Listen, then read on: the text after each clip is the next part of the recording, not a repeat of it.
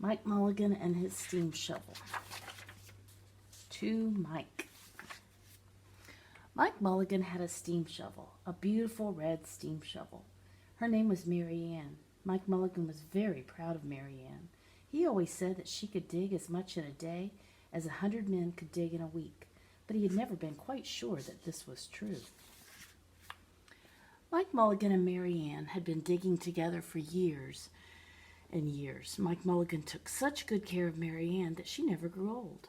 It was Mike Mulligan and Mary Ann and some others who dug the great canals for the big boats to sail through. It was Mike Mulligan and Mary Ann and some others who cut through the high mountains so that trains could go through. It was Mike Mulligan and Mary Ann and some others who lowered the hills and straightened the curves to make the long highways for the automobiles. It was Mike Mulligan and Mary Ann and some others who smoothed out the ground and filled in the holes to make the landing fields for the airplanes. And it was Mike Mulligan and Mary Ann and some others who dug the deep holes for the cellars of the tall skyscrapers in the big cities. When people used to stop and watch them, Mike Mulligan and Mary Ann used to dig a little faster and a little better. The more people stopped, the faster and better they dug. Some days they would keep as many as 37 trucks busy taking away the dirt that they had dug.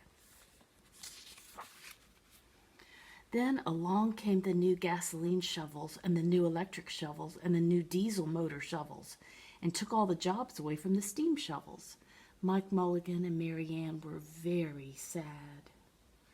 No steam shovels wanted. All the other steam shovels were being sold for junk or left out in the old gravel pits to rust and fall apart. Mike loved Mary Ann. He couldn't do that to her.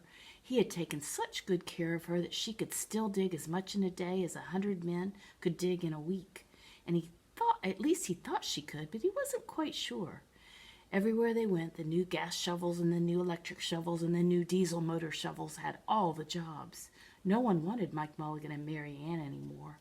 Then one day, Mike read in a newspaper that the town of Popperville was going to build a new city hall.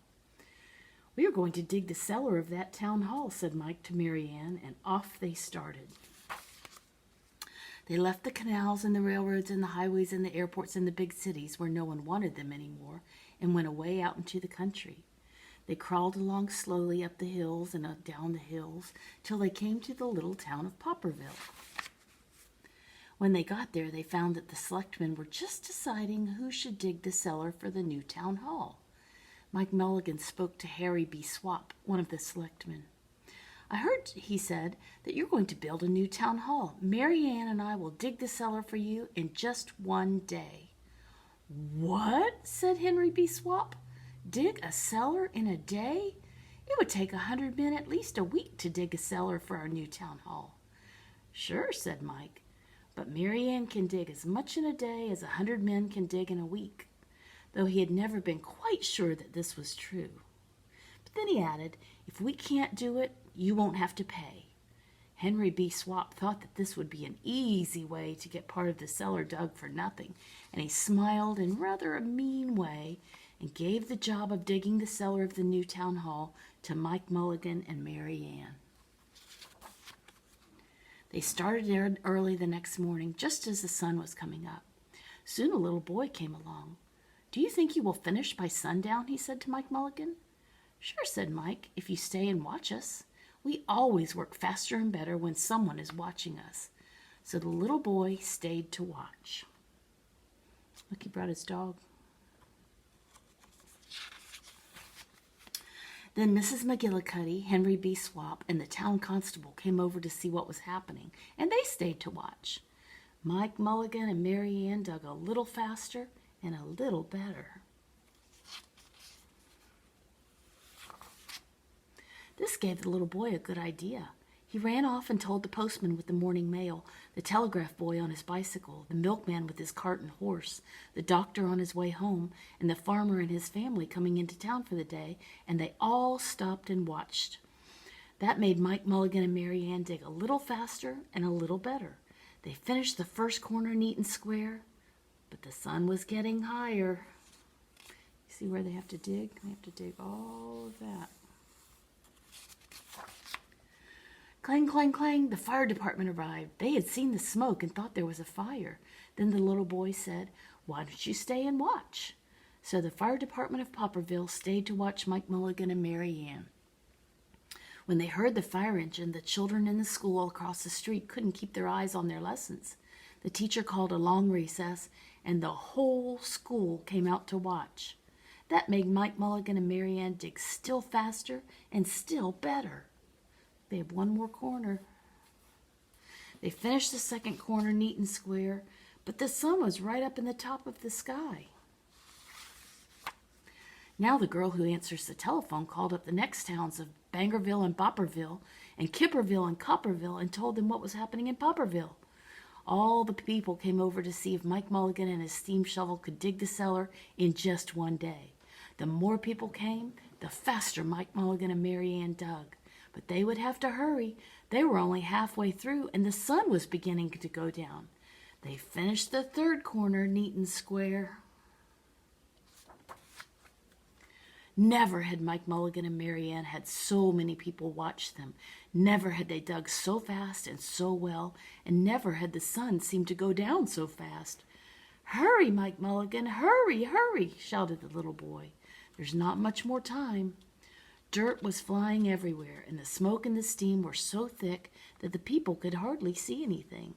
But listen! Bang, bang, crash, slam, louder and faster and faster and faster. Then suddenly it was quiet. Slowly the dirt settled down, the smoke and the steam cleared away, and there was the cellar, all finished. 4 corners neat and square, 4 walls straight down, and Mike Mulligan and Mary Ann at the bottom, and the sun was just going down behind the hill. "Hooray!" shouted the people. "Hooray for Mike Mulligan and his steam shovel. They have dug the cellar in just one day." Suddenly the little boy said, "How are they going to get out?" "That's right," said Mrs. McGillicuddy to Henry B. Swap. "How is he going to get his steam shovel out?" Henry B. Swap didn't answer, but he smiled in rather a mean way. And then everyone said, "How are they going to get out? Hi, Mike Mulligan, how are you going to get your steam shovel out?" Mike Mulligan looked around at the 4 square walls and the 4 square corners, and he said, "We dug so fast and we've dug so well that we've quite forgotten to leave a way out." Nothing like this had ever happened to Mike Mulligan and Mary Ann before, and they didn't know what to do. Nothing like this had ever happened in Popperville before. Everyone started talking at once, and everybody had a different idea, and everybody thought that his idea was the best. They talked and they talked and they argued and they fought till they were worn out, and still no one knew how to get Mike Mulligan and Mary Ann out of the cellar they had dug. Then Henry B. Swap said, "The job isn't finished because Mary Ann isn't out of the cellar, so Mike Mulligan won't get paid." And he smiled again in that rather mean way. Now the little boy who had been keeping very quiet had another good idea. He said, "Why couldn't we leave Mary Ann in the cellar and build the new town hall above her?